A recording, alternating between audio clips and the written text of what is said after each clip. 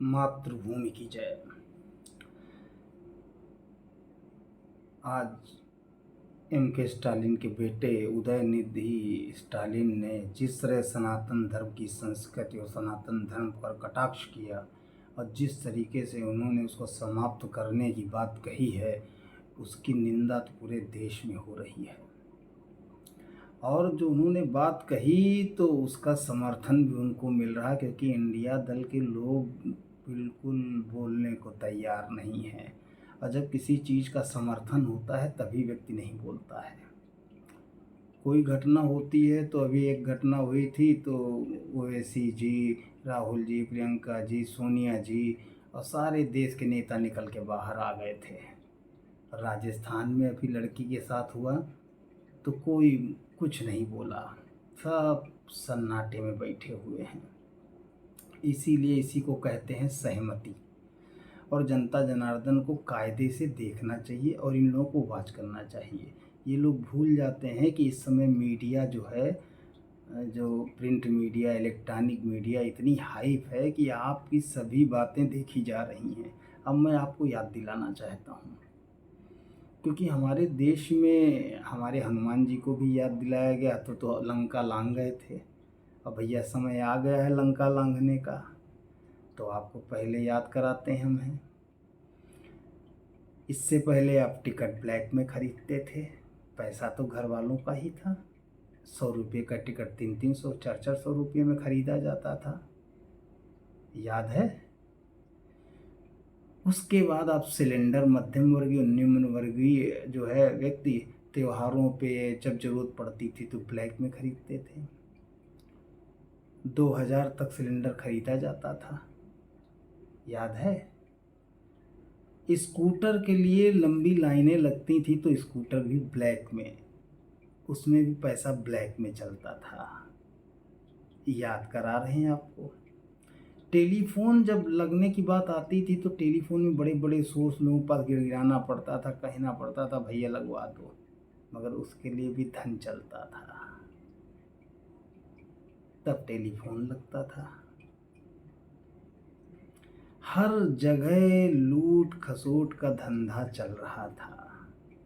और 2014 में मोदी जी आए तो गरीबों पे उपकार होने लगा।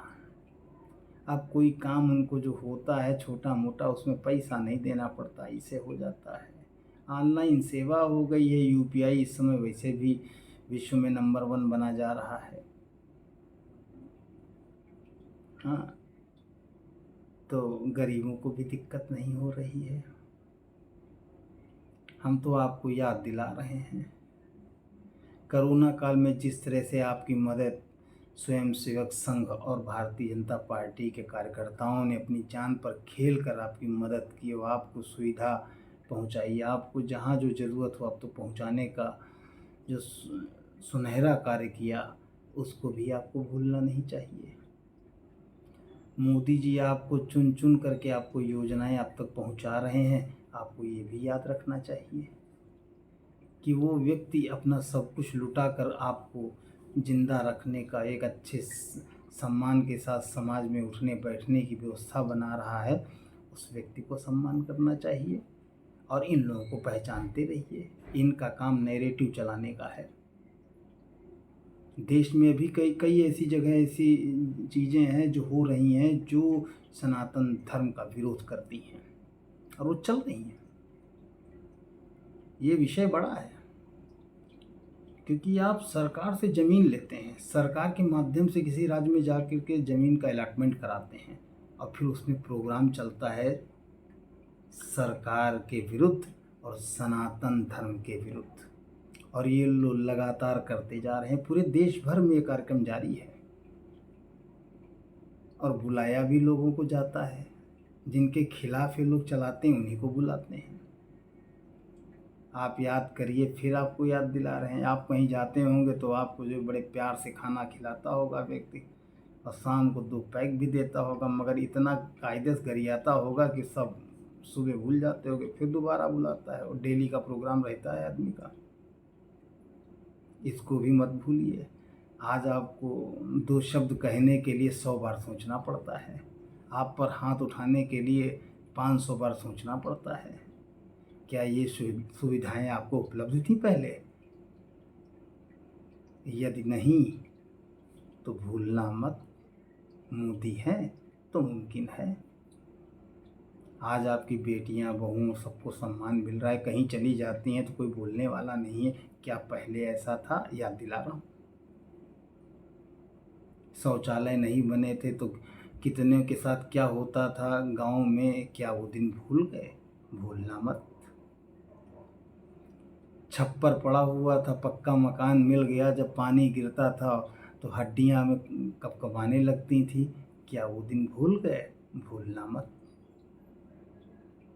आज जिन सुविधाओं को आप तो पहुंचाने के लगातार निरंतर प्रयास हमारे आदरणीय मोदी जी कर रहे हैं, वो केवल आपके स्तर को ऊपर उठाने के लिए कर रहे हैं, राष्ट्र हित में कर रहे हैं। आपकी जनसंख्या 80 करोड़ है, 80% सारी है देश में, और उसके बाद भी अगर आप जागृत नहीं हो रहे हैं तो ये आपका दुर्भाग्य है।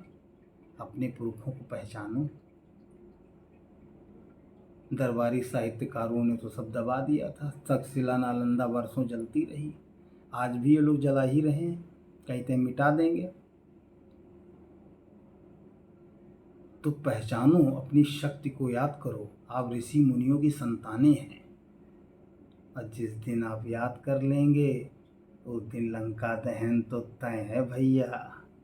और हम जानते हैं कि आप लोग इस बार 2024 में इंडिया दल का लंका दहन करके ही मानेंगे। मातृभूमि की जय।